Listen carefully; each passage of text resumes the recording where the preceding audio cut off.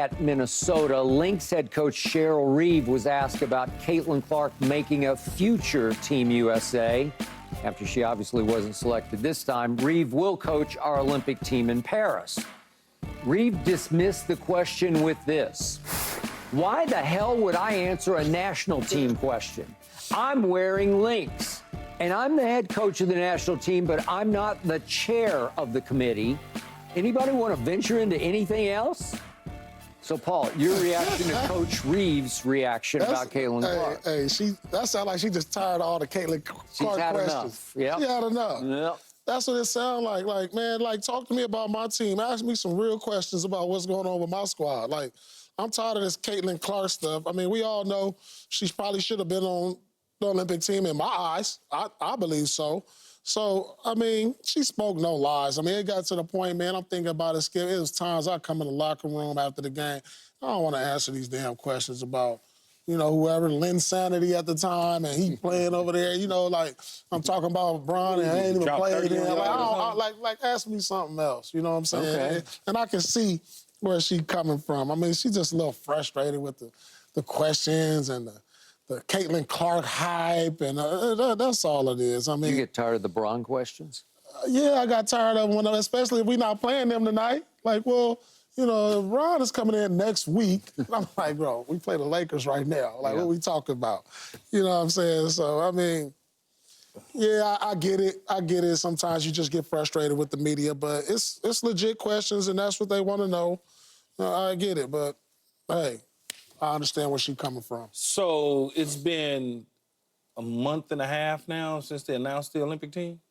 Thereabouts? Right. So imagine since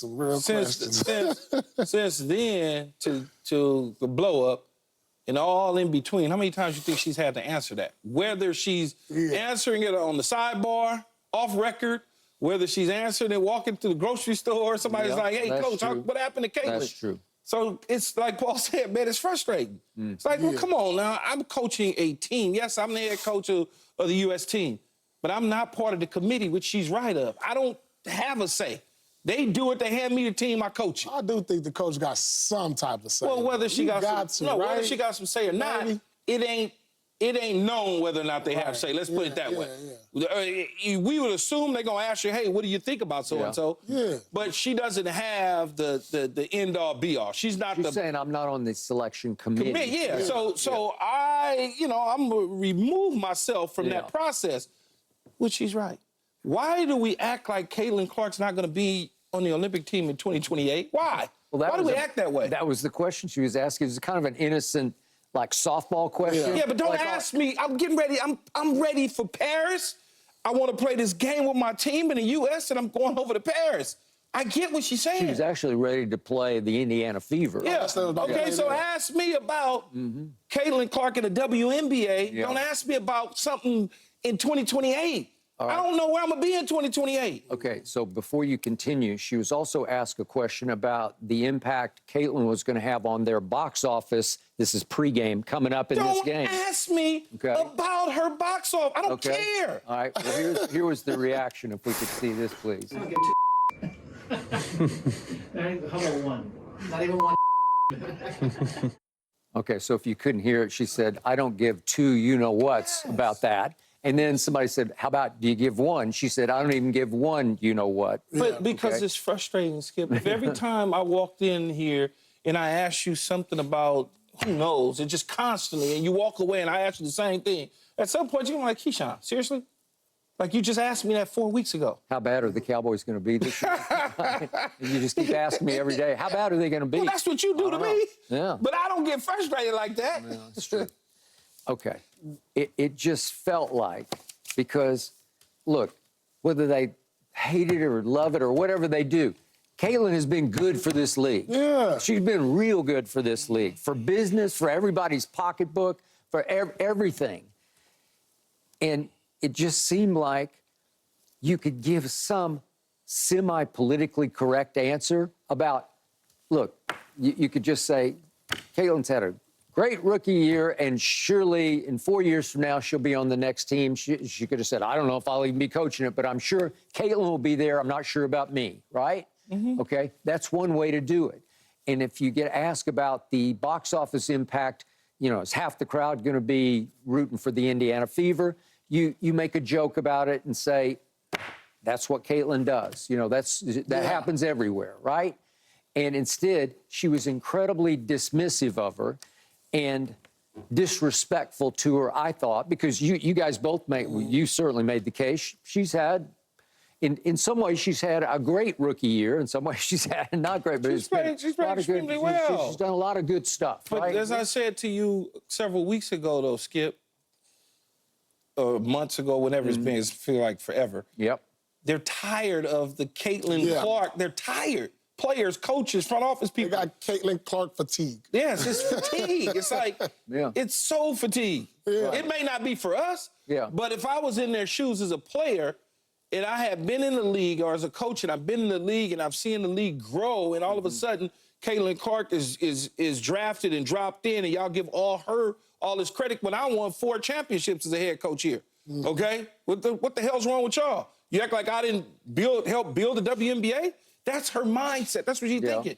Now I'm getting ready to go coach the Olympic team, and I got all these players that she is not better than, and you want me to just put her on the Olympic team in the future. I don't even know if I'm coaching the damn team. Let me get past 2024. That's all she said. Okay. There was a tiny bit of significance, if I may say so myself. This was a white coach talking about the white Caitlin Clark. So there was no race angle to this at all. I don't think, but if you go back, Paul, and you look, it was white players early on. They were. Criticizing Caitlin Clark before she even got drafted in the WNBA. So it wasn't, it's not a black on white crime. It's not at all. I don't think they approach it that way at all, period. Okay. So, Paul, restate your case that she should have been on this team. Without a doubt, and if it's not for playing purposes, which she's a great player, all-star, for political reasons. I mean, come on. We all know this game, it's a lot of politics that come into this. It doesn't help them. It does help grow the game. Key, The game is growing. but you put her on an international stage now. International stage. Like, people are starting to watch her now, like I said, in the U.S., but you put her in Paris to where now everybody's watching. Think about this. Like, it's going to be in the same limelight as the track and field. So you think if she goes over to Paris and she plays, more people will wake up at 2 a.m. in the morning to watch the games? Yeah, absolutely. See, I will. So I think NBC is going to push out the numbers regardless. Like, over the years, the girls' team has just dominated the Olympics. Yeah. They win in by like 50, 40. They probably will do the same thing again this year. But if Caitlin's playing, I want to see. Yeah. It's giving me more interest. I mean, I don't think the television numbers are going to go up anymore. I think it will. I think they would. I think I would. I think they'll get more. They would get more screen time. I bet you that. Is it if she joins the team, or the numbers going to go up that much more?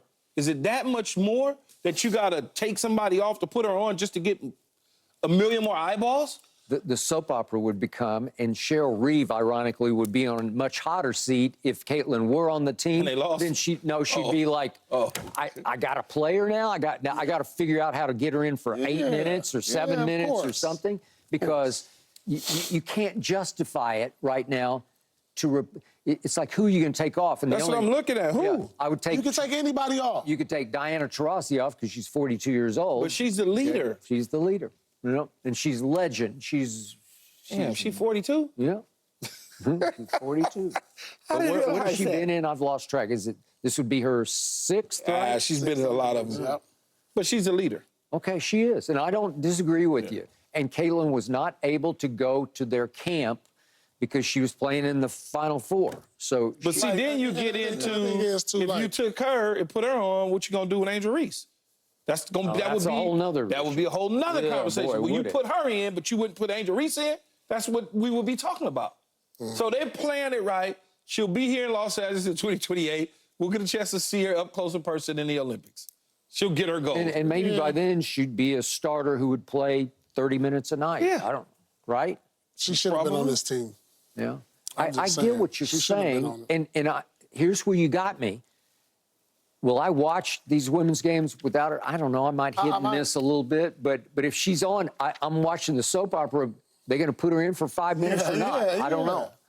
Right? But also the national telecast will prioritize the women's basketball game, I believe. Because, you know, there's so many other sports going on at the same time. They're going to cut to it anyway. They're going to cut to it, but they don't normally cut to the women's games that much. You know what I'm saying?